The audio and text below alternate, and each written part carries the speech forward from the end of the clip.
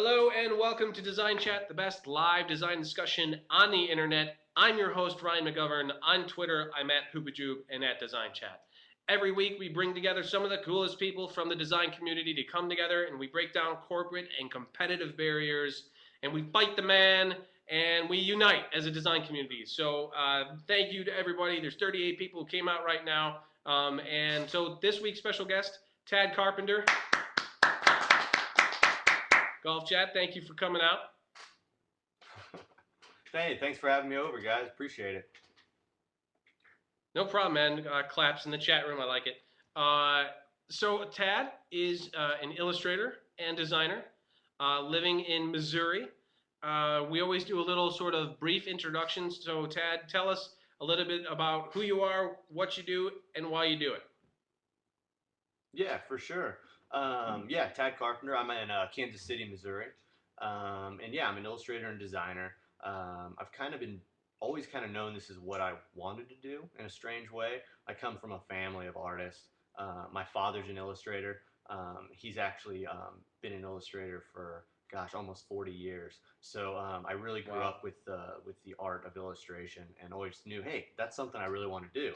And my mother's a fiber artist, so if I didn't do art, I probably would have been thrown out of the family. So I knew in some facet that's what I wanted to do. So yeah, I do illustration and design, and I also co-run a screen print and design shop called Vahalla Studios with my business partner Dan Padovic.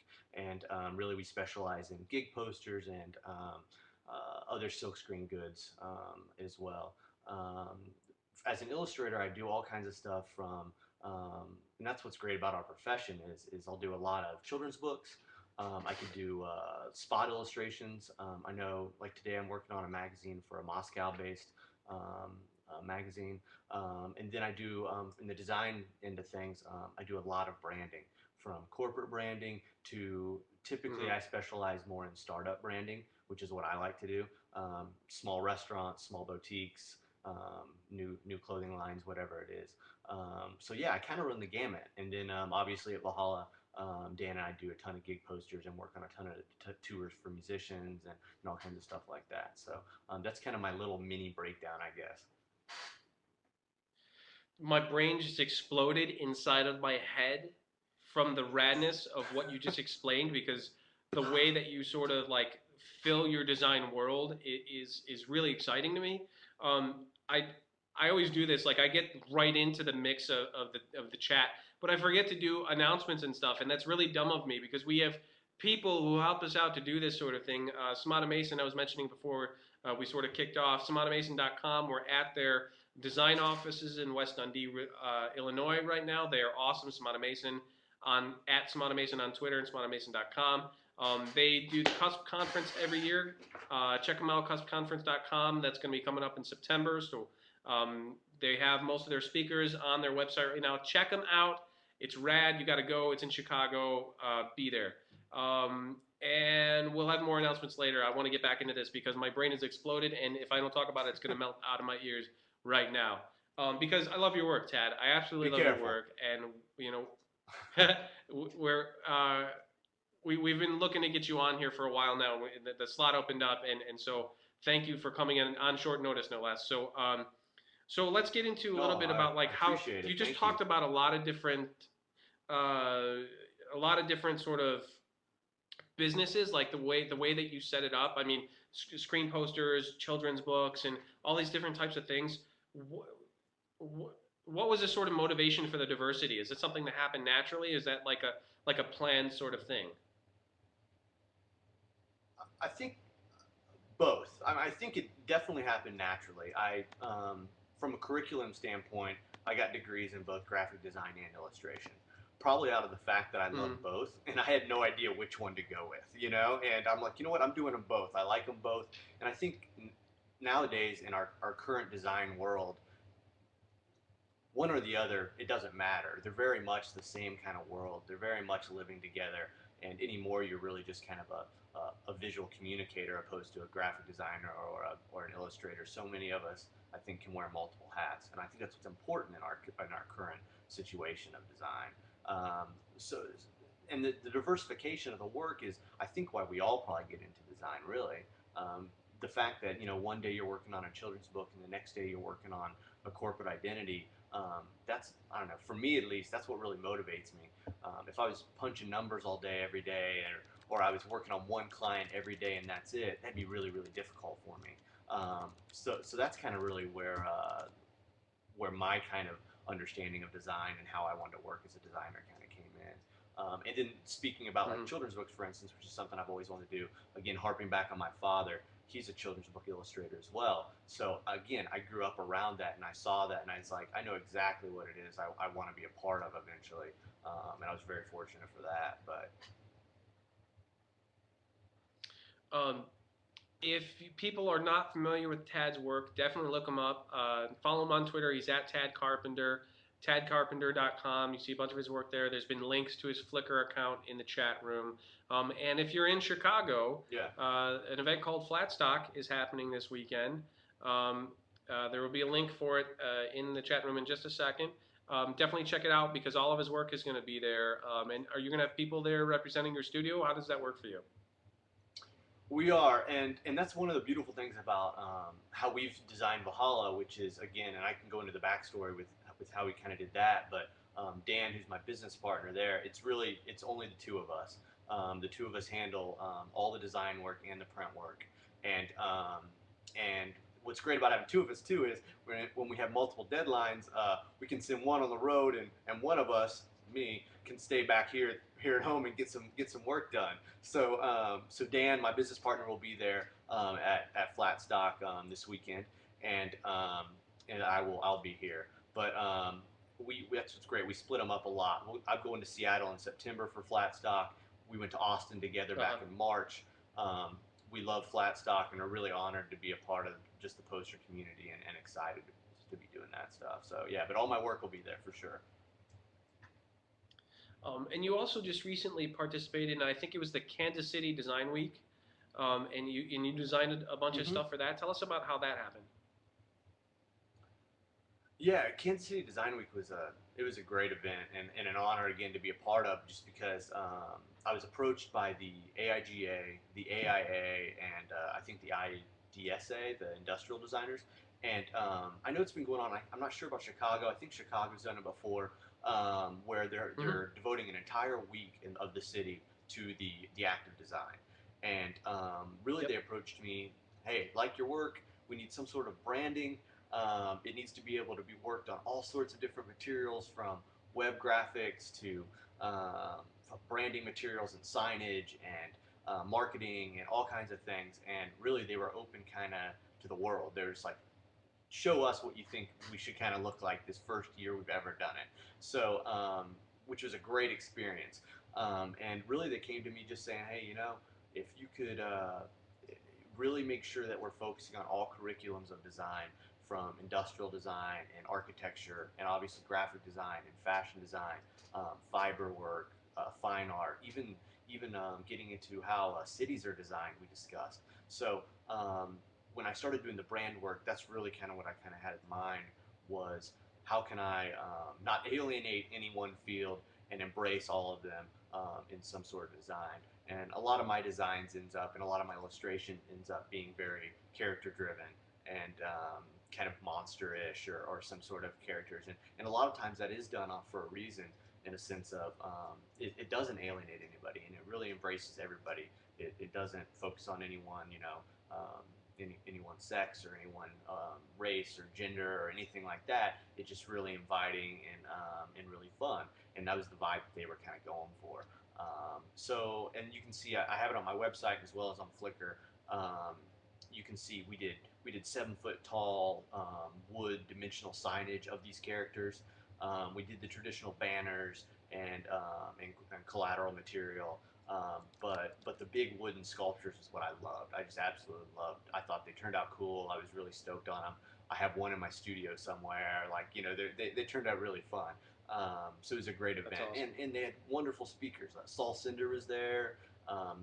Noel spoke. It was a lot of really, really, really great speakers and a great week. So.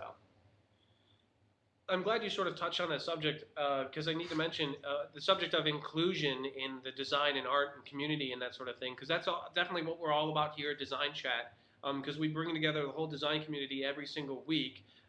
So I've seen some people talking about it in the chat room. I forgot to mention asking questions. If you want to ask a question, you click the red submit a question button. You can ask a text question, or if you've got a webcam, you can submit a video question. So you type in the subject of what you want to ask, and we'll test your connection, and then you can come on one-on-one, mano y mano, and actually ask your question, which is a really exciting part about what's happening today in the sort of digital world. We can reach out and we can talk to these people. So please ask video questions. Please, please, please. Let's embrace this tool and sort of unite as a design community. So awesome that you did that you were part of that design week. Yes, we did have just recently in Chicago, AIGA did the Chicago Design Week, and Design Chat participated. We did an event in the middle of the week on a Wednesday. We went to Columbia College, and we talked to Art Chantry live on the show, and we also had a live audience of Columbia College students. Some have just graduated, some were just coming to the program. So really fun to sort of reach out. I'm so glad that they're reaching out in the communities. They're still doing awesome. These things, especially for students. Like it's just really needed. Like to them, when you come out of school, it's this big scary world, and you've got to understand that there are people out there they can reach out to. Yep, absolutely. And how was your guys' experience talking to Art in Chicago? That seems like that would be wonderful. Man, it was crazy. Art is a character, man. He entertained us the whole time. We had a great discussion. Yeah. Near the end of the show, we started to have some communication problems. The webcams weren't working, and so I finally got him on the phone because I didn't want it to just end on a bad note. Like I wanted him to have some final words, right? And I said, Art Chantry, do you got any final words to say to these students on, inspiration? And he just goes, carry a gun. Perfect. It was brilliant. Perfect. Yeah. Like, yeah, the audience just like burst out in laughter. It was brilliant. No, he was a lot of fun and definitely like, fun to see that other side of because he's a professional, right? He does have high quality work, but he's a relatable sort of personality. He doesn't put himself on a higher plane. He studies the world and he reacts to it, and he takes things in and it's part of his life. And he does this cool thing. If you guys haven't seen, look up Art Chantry on Facebook. He's using it in sort of a non-conventional way as like a blog. Like he's all about objects, and he calls them artifact. I'm gonna screw it up, and he got mad at me because I called it the wrong thing. It was like life artifacts or something. They're not design objects. It was like life artifacts. Yeah. I know it's not that, but he finds these things, and he'll take a little photo of it, and then he'll make an entry on Facebook, and he'll write like a 500-word blog on that one object, the history of it, what it meant to the design, how it reacted in his life, that sort of thing. And it's really sort of inspirational. If you haven't seen it, you got to look it up for sure. Cultural artifacts. Absolutely. Someone just helped me. Yeah, I hope that's right. We've crossed paths because obviously being a member of the API, the American Poster Institute, and going to all the Flatstocks, we've been going to them for years now. By no means anywhere close to Art, but we've been going for a long time, and we've seen him there several times, and his work speaks to that too. It's and that's what we like about post art in general. It's kind of the art for every man, It's like Kansas City has a big gallery scene. And I mean, there's always wonderful, beautiful art that's $5,000 or $10,000 or whatever. But you can come into our gallery or come in and look at our work, and hey, you can leave with a limited edition print for $25, And there's something about it that's really special, And I think we really like that. But yeah, and we need more of it, the tangible art world where it's not a highbrow thing that regular people can't participate in and feel sort of an outsider, like all of a sudden they don't get it, like they're not good enough to get it or something. I agree, that's BS, man. We need to bring everybody in.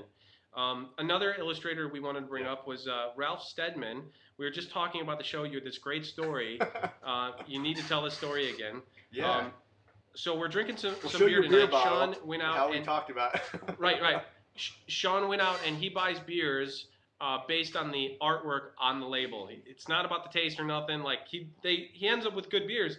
But so he bought this one, and it's got this illustration by this guy Ralph Steadman. who illustrated a lot of stuff for Hunter S. Thompson. And as soon as you saw Right. that, you're like, A oh lot my of people God, I probably have an remember him for the originals. Fear and Loathing and yeah. Yeah. Yeah. And Ralph So tell us that is story. probably known. He always did the Hunter Thompson stuff and the Fear and Loathing in Las Vegas. He did I think I don't know, the jacket or the illustrations for the book there, and such an expressive kind of style. I actually got a couple stories. I just saw something else about him that was really interesting. But anyway, he as Tell I both. mentioned, my father's an illustrator, and he worked with a great illustrator in the UK who's a children's book illustrator named Tony Ross. And Tony Ross was friends with Ralph, and all in the UK. And I remember this is when I think I was in high school at the time, and we're all going through our phase trying to figure out what kind of artist we want to be and what we want to do. And I was doing all these weird series on homeless guys, basically. I was sketching and drawing a lot of homeless guys that I met. And my dad had mentioned it to Tony, who's his friend in the UK, who subsequently at dinner one night mentioned it to Ralph. And Ralph said, "Oh, really? Well, I got a print of a homeless guy. I'll just roll it up and send it to that kid." And in the mail, what I get a lithograph hand signed by Ralph Steadman. And as we speak, it hangs over my bed. My wife I doesn't like it too much hanging over our bed, but it hangs over our bed, a signed print by Ralph, which is one of the tops in my world, So which is really great. And then another random story about Ralph that Tony Ross, the friend of my father's, told me was when they were at dinner once, and at the time Tony had a really small daughter, 7, 8 years old, and she brought a book along of Ralph's and wanted him to sign it at dinner. And Ralph pulled up and said, "Oh yeah, of course, I'll sign it for you. Bring your book right up here." Well, they're eating at an Italian restaurant, so he starts signing her book, but then he grabs spaghetti and marinara sauce and butter and all this stuff and starts drawing with all of that in her book. Closes it up. Here you go. And then that was his signature. I was just like, that's fantastic, So I've always loved that story. But Like, I'd like to see the progression of that book from the day the occurrence happened to 30 years yeah, later, the crumbled colors that are shattering off the pages. That's got to be a cool experience. yeah, absolutely, That's awesome. absolutely. Let's touch a little bit on your group Vahalla and the printing Mm-hmm. and sort of business structure that you have there, because it's a subject we hit on a lot about collaboration and the mixture of uh, design and art and business and how that works for you. Mm-hmm. Yeah, and my world is set up very much in, in different little pockets of time. Majority of my time is definitely spent as an illustrator designer for myself. Like we've mentioned, doing books and spot illustrations and branding. I just branded a new restaurant in Atlanta called Yeah Burger. If anybody is from the ATL, it's opened the first one last month and another one in 2 months. So that's what a lot of my time's done. And then, like we've mentioned, Vahalla Studios, which is a huge part of my time as well, which is co-run by Dan Padovic and I. And how we kind of set Mm-hmm. up our business is really we look at it as, and this is like I haven't started a whole lot of businesses, but I would assume this is how a lot of people do it. Is that there was two of us as the partners, and we said, okay, what is your specialty and what is your specialty? I know and I knew next to zero about screen printing before Dan and I become partners. 100%, Mm-hmm. my partner Dan is the printing expert. He handles all printing from we print for other people also. I mean, some wonderful, great artists, from um, Hydro to Blake E. Marquis, Micah Smith, Andy Miller, Frank Chimero, like Meg Hunt. I mean, the list goes on forever for some really talented people who we consider friends that we handle their prints as well. And Dan 100% handles the print production. That's his knowledge. That's what he knows. Hmm. Dan's Sounds also like a a really great networking designer. resource. We'll have to tap into that. Yeah. There you go. Hit us up. No, but and then on my end, I came from before I went out on my own. I worked for a small boutique design firm for several years, and that was kind of my background with clients and dealing with that whole kind of world. So I very much handle the design end of things, and client relations and all that fun stuff. But and so that's really kind of how we divided our company out from a business standpoint. Is hey, the printing is on one end, the design is on the other, and we meet in the middle, and that's how we deal with it. I can help on the printing, not often, but I do. And then Dan obviously and I design together on projects. One project that we did this year that's still going on that we're really really excited about is last winter we did all of John Mayer's tour posters. So for the winter campaign, Yeah. so we did 18 plus posters for John for 18 cities, and then we just got picked up to do his summer as well. So we're doing another dozen right now for his summer campaign, Nice. which is really fun. And again, that's what makes us special is that we can handle all design and printing in-house internally, and it's kind of your one-stop shop for that stuff, which is great. So that's kind of how that's set up, and it's different. It's still learning every day on how we're going to get clients and how. Right now, we've been very fortunate that it's been very much word of mouth. One of our very first clients was MySpace, who we still do a ton of work for, it's been a good experience. So. So you're on top of this convergence right now of like digital and handmade artwork, like that is at your core of what you guys do. I mean, is that something that, I mean, it sounds like that it's always been at the root of what your identity is going to be. But like, talk a little bit about how that Mhm. works like on a day-to-day basis with the convergence of handmade art versus computer. I mean, do you get paint on your laptops and stuff? I mean, what happens?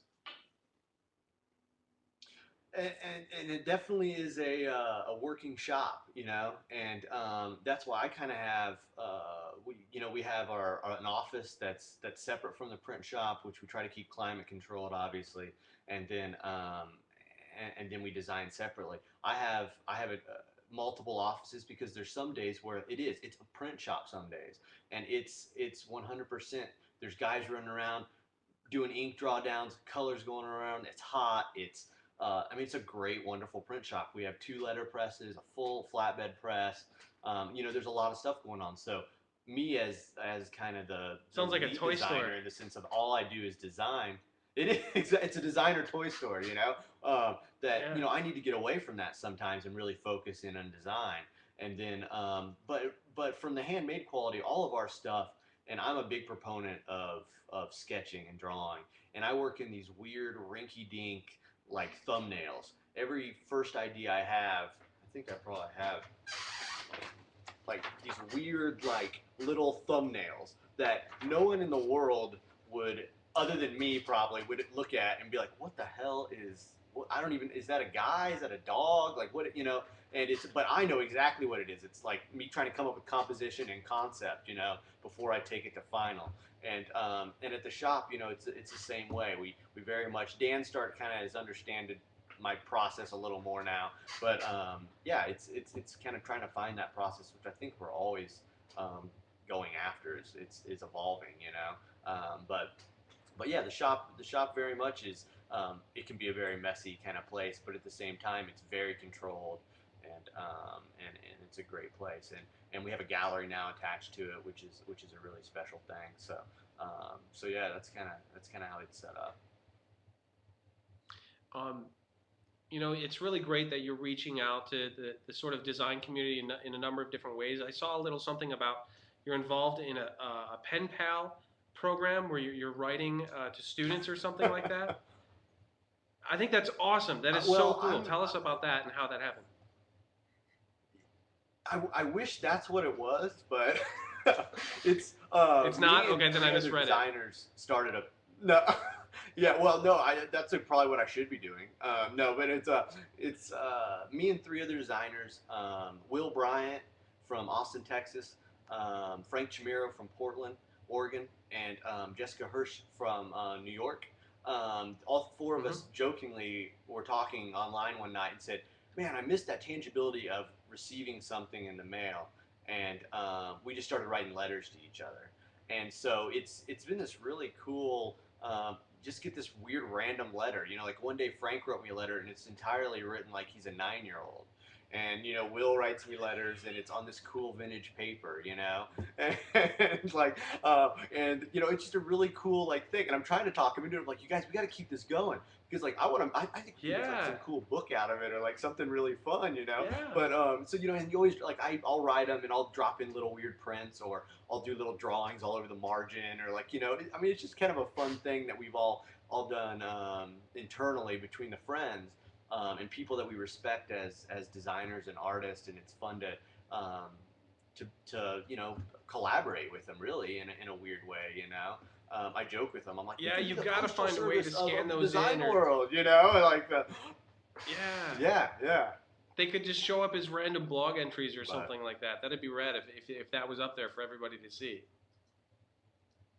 yeah, and I think and I wouldn't be able to tell you. I think on Will Bryant, who's a buddy of mine from Austin, Texas, he's involved in a group called Public School, and he posted my letter on Public School. I know a couple weeks ago, one of my letters. So you might be able to see it on That's there the if one we were anybody looking hits at, her up. thinking But it was like this sort of oh, is it okay? Yeah, yeah. collaboration with the public school system, and then we're like, wait, but that's a design studio, and like we're still trying to figure Yeah, it out. exactly. Yeah, exactly. Yeah, wonderfully ambiguous. So what we're gonna Right, yeah.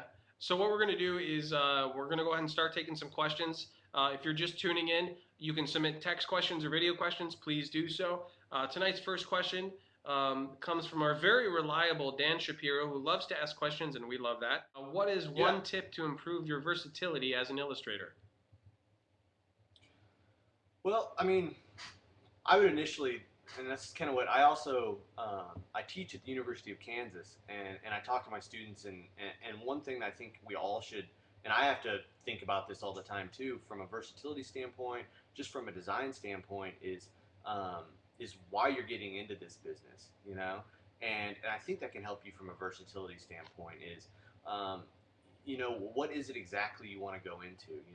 From an illustration standpoint, do you want to be focusing on the youth market? Do you want to focus on more like graphic novels? Do you want to focus on? It's really finding how and where you want to focus your efforts.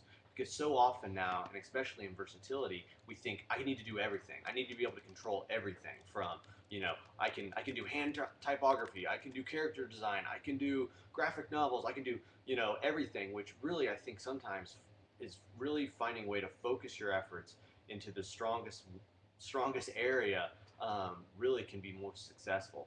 Now, with versatility on my end, like I kind of have two different styles. I like to work in a very graphic, shape-driven style, and then a little more hand-generated style. They kind of look the same. I believe you can kind of tell they come from the same world, but they are different styles, and I have different clients that want each one. But I would, I mean, to improve those, my thought would be really trying to hone in on efforts and focusing those efforts on what you do best. And if you can do multiple hats well, I mean, all out, go for it. But my opinion always is trying to focus your efforts on the strengths and really push those. But Yeah, it's a great point. As designers and creatives working in the professional world, we're expected to wear a lot of hats. If you're a designer and you're looking for a web design job, you're looking at all these job descriptions, and you've got to be able to do all this coding, but they want someone who can create great artwork too. And there are people getting these jobs from all sorts of backgrounds, and it's hard to be proficient in all of these places at the same time. So some people are forced to accept jobs. Like designers will accept a job where they haven't really learned Flash yet, but they'll say that they have, and exactly, then try to learn it in a couple weeks. exactly. Is this? Do you And think I this is have something jobs that's like that helping all the the design time. community or hurting? Personally, I think, I mean, we're all for, and I'm almost the worst to tell you that because I'm the same way. That I'll get a job like, oh, I can handle that. I can handle that too. But I've started now that like I do no programming. I do no Flash. I do limited to no After Effects of any of that now because I know where my time is best served, and I know where I can best be used. And just like I'm sure a lot of you out there do, I have a team of people that I rely on for certain jobs. You know, when I'm doing a big branding job, a website is always part of it. Now, will I do the design work for the website? Yeah, probably so. But I'm not going to do the back end of it, or I'm not going to do some of the architecture even maybe. I'll have a team that helps me with that, or people that I probably are a lot better at it than I am. But it's a time. There's only so much time in a day, and you got to. What are you best served as, and what are you best served doing? And that's kind of what I rely on, and kind of the traits I try to follow. But that's kind of how I feel is the best way to handle it. Talk a little bit about when you're either starting a relationship with a client or starting a project where it's a client that's sort of more corporate, you know. Is there ever any pushback against your style, and how do you handle that? And do you, I ask a lot of questions at the same time. Sorry, ignore some of them if you don't like them. It, I'm just looking for a little bit of like, how does that sort of get going, and is there any back and forth of, you know, we need something more sort of corporate and get away from the hand drawn kind of stuff? How does that work? Yeah. I haven't had too much backlash from that. From you know, don't make it look like this, make it look like this kind of a thing. Now I do get like for instance I mentioned Yabburger, and it's a branding project that I'm still working on. That when I pitched the concept to them down in Atlanta, I went through series of interviews with them, just trying to get an idea of where they see themselves as a identity, and visually where do they envision themselves going, and more so where do they see their company going. And I think if we can create a dialogue with our client a little better of really trying to come up with where they envision themselves, just not visually, but as a company and what they stand for. Yabburger, I knew it was going to be playful. I knew they wanted to cross multiple age demographics. They wanted to be inviting and friendly, but at the same time, the core of who they are is earth friendly and organic. So all those things kind of had to be wrapped into what I came up with as a visual solution. Um, Hmm. so, you know, I think it's really, and that's something that as designers we have to start forcing ourselves to do a little better is um, is really creating dialogues with clients and being able to articulate and write what it is we think could be best for the client. Because I mean, I created several charts and diagrams to submit to the client prior to me talking to them, for them to fill out before I came down, so we can discuss kind of where they are and what they view themselves and where they see them going as a company. How big are they going to be? How, you know, what's their core demographic? All that kind of stuff. I think is really important. But as far as a backlash from me as style, because sometimes that can be hard as a designer. Normally, you don't want to style as a designer necessarily, always. But as an illustrator, I probably have a little bit more of a style. But I come to think that a lot of times that's why people hire me, is that yeah, we can do design work and also get X also, you know, this illustration work as well, which I think is Hmm. kind of just a good kind of package almost. But You talk a little bit about opening that dialogue and making sure that the right type of communication is there between you and your client. It's one of those things that I think is really missing from design programs that designers are not really prepared for when they come out of school, is how to create that relationship and how to really sort of express themselves verbally. You know, and we're really great at expressing ourselves through artwork and design and all these sorts of things, but you mm-hmm. know, having a face-to-face meeting and really being able to be comfortable in that scenario. What are some lessons that you have learned sort of along your path? I mean, because you obviously are very well put together when it comes to expressing yourself, and you can have these discussions. What was the learning curve for you?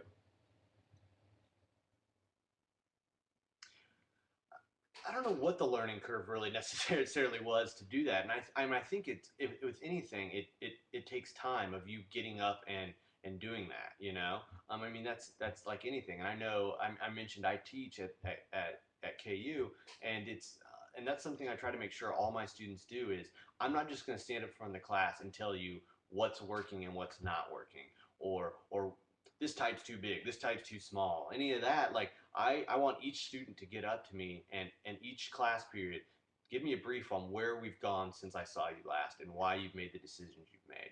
Because I think if we can Mm-hmm. start early with getting in front of a group and articulately talking about why you've made the decisions you made, I mean, I think that's a great step for early designers to then take into their careers. And I know that's something that I did when I was in school, and I was very thankful for it. And then I think it's, like I said, I mentioned at the boutique firm, I was lucky enough that I would actually go in and deal with a lot of the clients and talk and Mm-hmm. discuss and really, for lack of a better term, pitch some ideas, which really you don't pitch anything in a boutique firm, but that kind of idea. And I think that's just immeasurable amount of experience that helps. And I really think that's what it is. It's really just getting up and doing it again. And it's confidence, having confidence in your work, most importantly, and then being able to just go up and kind of discuss why you made the decisions you made. Because anymore, there's so many good people out there that are so Mm-hmm. unbelievably talented.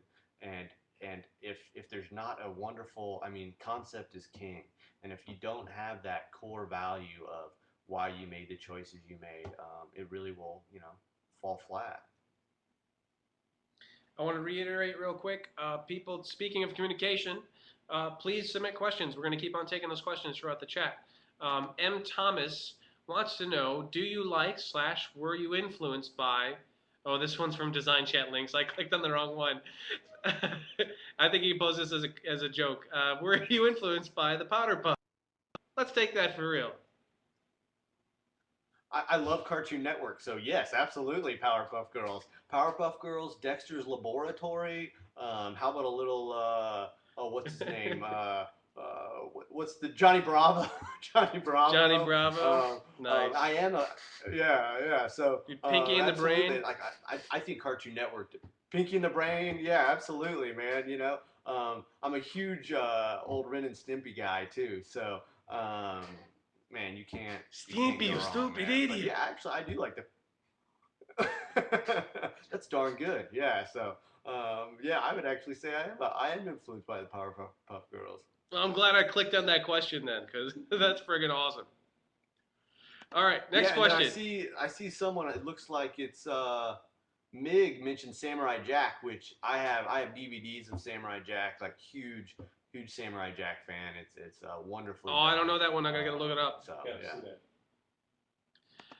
that. M. Thomas, the one I was reading. How has your childhood growing up with design influenced your style of design as an adult? I I would say my childhood significantly influenced who and how I design now and what I do now. I mentioned that my parents are artists. My father being he's actually, and that's something I'd love to mention too. I'm a Midwest guy, Kansas City, Missouri, and Kansas City has like a huge, rich population of artists, which a lot of people are like, Kansas City, Missouri, really?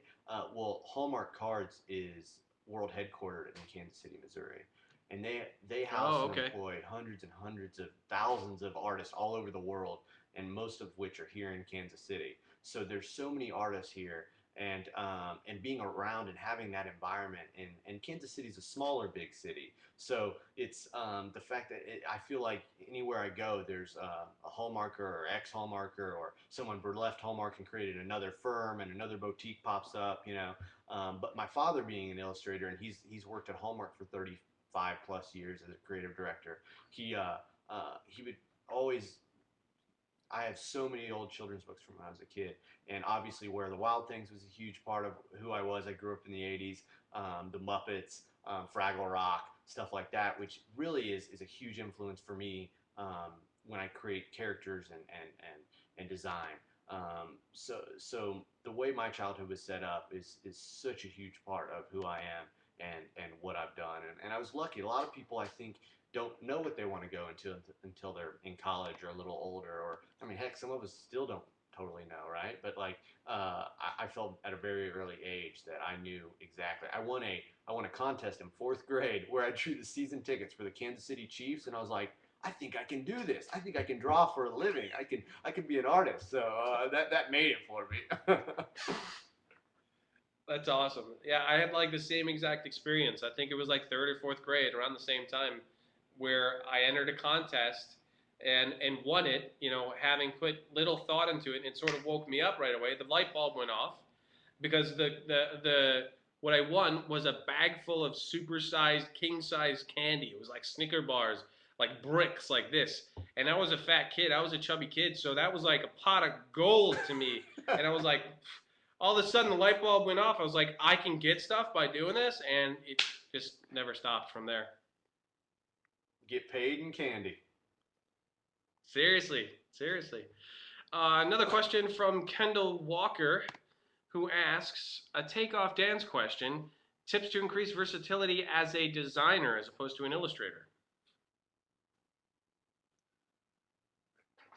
I mean, again, from a versatility standpoint, and that's something I tell all my designers that I teach as well, is like, I cannot speak to how important I feel it still is to draw, to put a pencil to paper and create marks.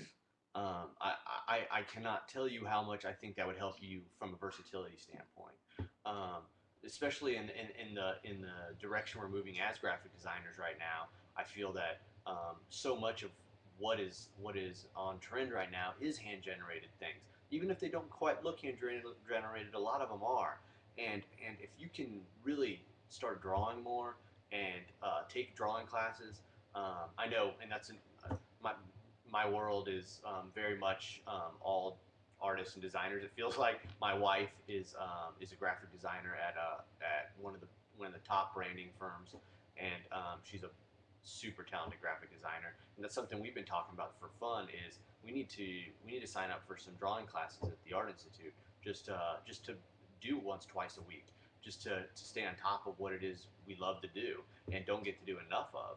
And that only can make you better as a designer is increasing your drawing skills. And I know when I first got my first job at this design boutique, I think my design skills were really good. I think they were pretty good, but I think my ability to illustrate is what got me that job, and I think that continues today. That a lot of the jobs and the branding and the design work I get today is definitely influenced by my ability to illustrate and draw, and I think that is such a huge part of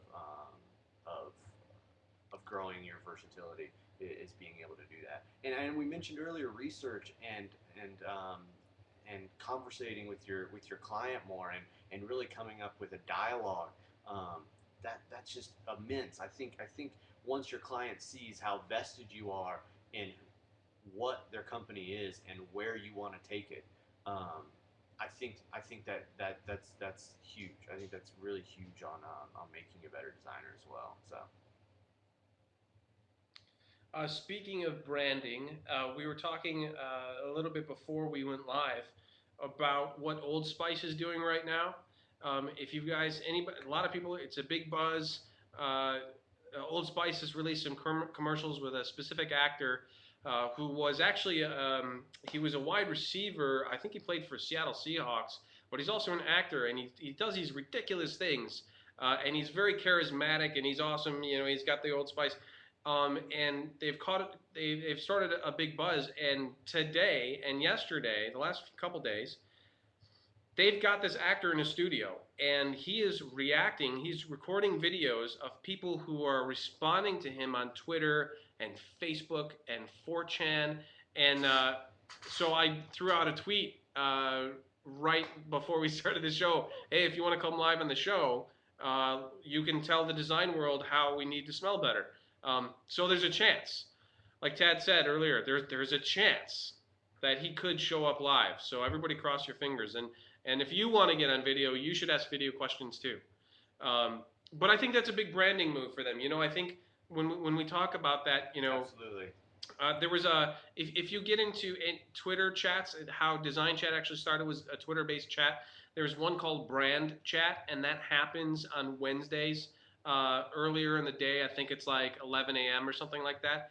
They got into a conversation today about how Apple's having a bad time reacting to the bad publicity that they're getting, and that you can't own your brand as a company, right? You can't say this is what it's going to be and then people believe you. It's owned by the people, and it's Hmm. owned by, how people react to it. So what are your thoughts on sort of how they're, taking on this campaign?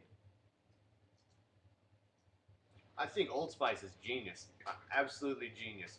I don't. I wish I knew more about who and what is kind of carrying their campaign. But I mean, I don't know about you, but I think back even just a couple years ago, and I would think about Old Spice. I mean, I don't know if it's me or I think of like grandpas and stuff a lot of times. Like it's very much with like that. They have changed who their demographic is, and I can't. I would love to see the demographic of sales. Like it's got to be just drastically different from who it was a handful of years ago and today. Just purely with their Hmm. television and print advertisements, it's absolutely genius with what they've done. And then now today with all the live stuff they're doing, like we were talking about earlier, that's totally unprecedented. I've never heard anyone doing anything like that. And that's all you see people talking about all day on Twitter and all over the web. So Hmm. and that and that's free for them. You know what I mean? Basically, all that advertisement. So again, Yeah. genius to the Old Spice people. But man, they're funny as hell, right? I mean, they're very well Yeah, done. they're hilarious.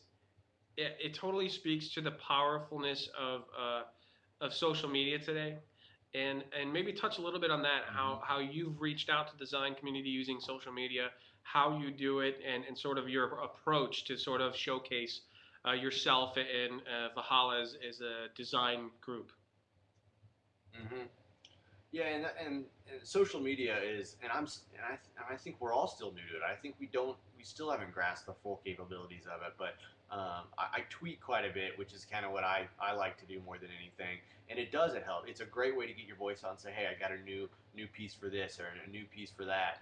And then Facebook is endless with all the stuff we do. I'm the last, and everyone will laugh at me. I'm the last man on earth that's not on Facebook. I've still held out this long, and I'm not on Facebook. And I tweet my ass off, and I'm still not on Facebook.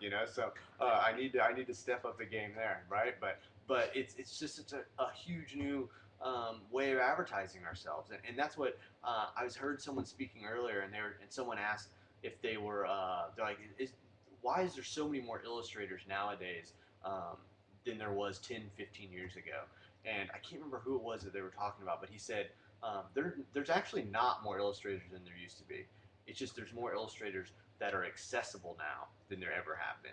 And I Hmm. think that's exactly Exactly. a tip of the hat to social media, to website, everything. There's the same amount of people drawing and doing illustration as there always has been. But now everybody knows everybody, and it's just like this huge community, which is good and Hmm. bad. I mean, I like it. I think it's great. And some of the really close friends of mine I've met that I never would have met in a million years if it wasn't for that. But Well, if there's any motivation for you to join Facebook, maybe it's that Art Chantry blog is sharing that he's doing on there. Definitely you'd find it seriously, interesting. Yeah. Um, we're at 8:50. We got about 10 more minutes to go here. I'm gonna go ahead and take another question from Gary Holmes. If I fix my screen, there we go. Who asks, Tad, how many years do you think it took to reach your sig? I, and that's one of those things I was talking about earlier. I don't know if we've ever reached our. I still feel like I'm exploring every day, and I don't know if I've still reached that signature style. Every day I feel like it's an exploration. I've really seriously been doing illustration for about 5 to 6 years, which is not very long at all. There's some guys out there that I respect so much that have been doing it literally 4 and 5 times as long as that. And for me, I think it's exploration of what my style is and what it can be, and it's going to evolve. You look at some of those top illustrators out there and what they were doing 10 years ago or 12 years ago or 20 years ago, even with some of them. It evolves, it changes. It's just like a fine artist. You look at Warhol or some of those guys. It changed decade by decade sometimes.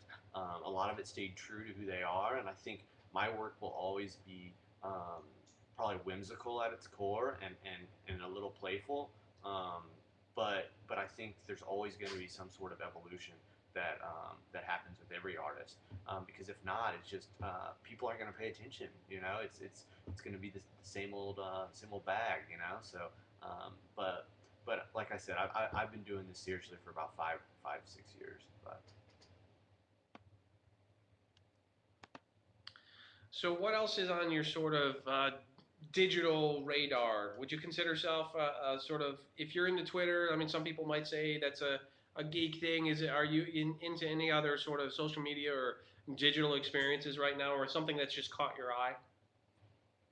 I've been using, I mean, I obviously use Flickr quite a bit. Another good avenue. I have a blog connected to my website.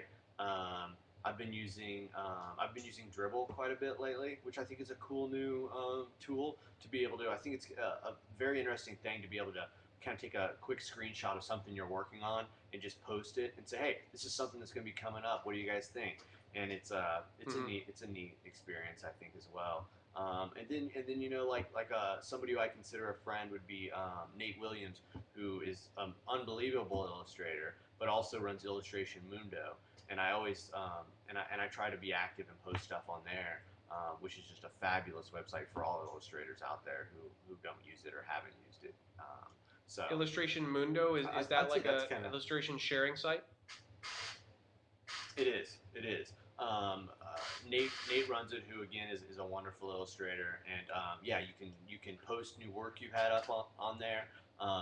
Every illustrator can have a profile on there. So I've found that more agencies and more clients sometimes will say, "Hey, I found you on Illustration Mundo," and it's a completely free site that you can go and use and tool around on. It's really well done.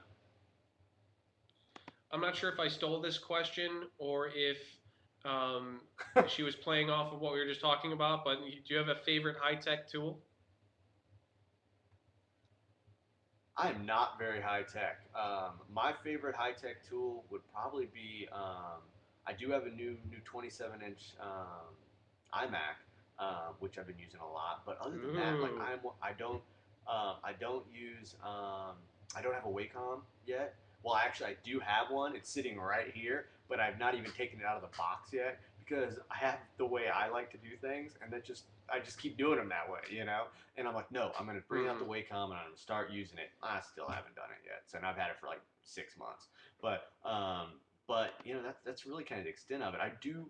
I pride myself, and I like the fact that I'm very. I draw everything is drafted. Even my digital stuff, I do pencil sketches for everything first and scan in to kind of use as reference and starting points. And so I'm extremely boring when it comes to technical tools. I am on the waiting list for my new iPod. Still has not arrived yet, so I'm waiting. Apple. I don't know where it is, but I just deleted somebody's question in the chat room, so if you see it missing right now, or if it went away, please resubmit it. Sorry about that. It was one of ours, maybe. Okay. So if anybody wants to ask questions, fit them in real quick. And Tad, you just mentioned something that's sort of sitting in your area. Can you change the direction of your camera, or do you have some posters or something that you can kind of flash the camera with really quick? yeah.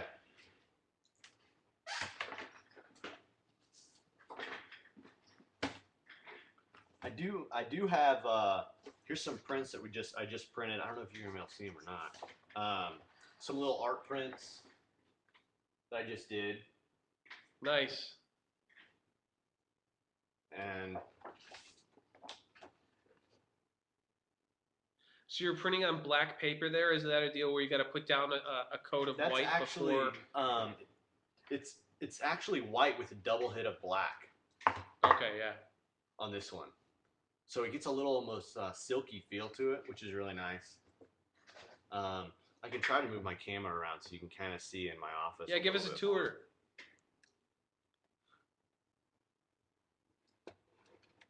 Not going to be too good, but you kind of see. There's an old circus poster I have back there. Nice. But um, then I have some books I'm working on. You can kind of see some of them sitting here, stuff. dunny I did last year for Kid Robot. For anybody who's into Nice. dunnies. I have a new one coming out with them here, supposedly this year.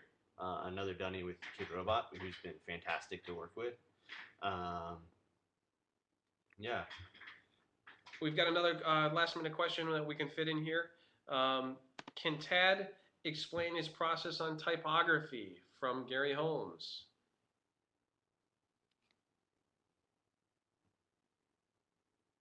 On typography.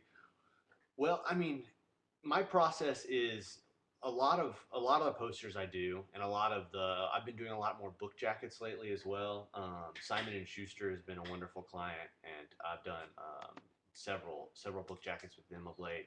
I didn't get to control a lot of the typography, which always kind of hurts, but on some of them I do. And on the posters, it's different each time. Sometimes I like to 100% draft it completely on my own, 100%. But then other times there's some type that I really, and I can't remember who it was that said it. It might have been Milton Glaser that said it, but that literally you can kind of live your life with about 5 fonts. And I'm finding that I keep going back to about the same 5 or 6 type all the time, and it's Mm-hmm. and I like to keep it pretty classic and pretty simple. Futura is kind of always one of my go-tos, as support copy and typography support type. Um, I don't get too into any too weird fonts. I'm not. It's just not something I'm into. Most of the typography, headline type, I like to create myself, and then any support copy I can fill in with a classic Futura or a classic Trade, or I don't mind like an Avenir or a Den maybe or something like that, but keeping it really classic. Someone mentioned Helvetica New. Yeah, I like that one too. So yeah, I mean that's kind of my approach to typography. Um, um, but it again, as a designer, it's really being able to be versatile and be able to wear lots of hats. And doing a poster or a book cover for somebody, doing hand generated type just might not make sense. So you have to do something else and be able to feel comfortable and Mm-hmm. confident in it. And that's kind of the way it rolls. Massimo Vignelli is really big on that too, of just having the core fonts that are just the most amazing, most beautiful Mm-hmm. typefaces in the world, and sticking to those, and that's all you need, to conduct any sort of creation, And it was really cool. I just got to see him Right. speak this last past fall. He spoke at a conference at my alma mater, Northern Illinois University, which was very fun to sort of see him in person. And if anybody has any connections, we'd love to have him on the show.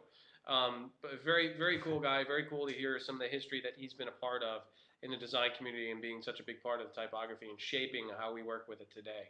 Um, Speaking towards the future, Tad, we can't wait to see all the great things that's going to come out of your work and Vahalla. And am I saying that right? Vahalla. Yep. Perfect. Okay, good. And if you're in Chicago, check out. They're going to have a booth at Flatstock. If you guys could put that in the chat, link to that in the chat room, Yeah. that'd be great. Friday, Saturday, Sunday. Um, Yeah. Please yeah. do. Tad, it was a total pleasure hanging out and chatting with you tonight and sharing with the design community here. Thank you for taking the time to spend that. And we can't wait to see all the stuff you do in the future, man. I really appreciate you guys having me on. Thank you so much. And if I can ever help again, don't hesitate to give me a shout. Definitely, and hang out for a couple minutes after we go off live. To all the chatters in the chat room, thank you so much for coming out and seeing Design Chat. Thanks, For guys. people who are downloading the podcast, we love you. Tell your friends. Go to iTunes and search for Design Chat. We're also on Mevio, designchat.mevio.com. And another announcement, we're going to be sort of expanding what we do with the blog on Design Chat because it's just been sort of announcements and it's kind of slow. So we've got a team of people who are going to be, we're all of us designers, creatives, we share things all the time throughout our various social media channels. So now we're just going to start sharing that on the blog and hopefully spur some community discussion on design. So please look forward to that in the next couple weeks. We'll be beginning very soon. I can't wait for that venture to get going, to keep the Design Chat website sort of blossoming with cool design stuff. So thanks again to Tad. We love you, buddy. And design community, we will see you next week. Thank you very much, Okay? guys. Bye-bye.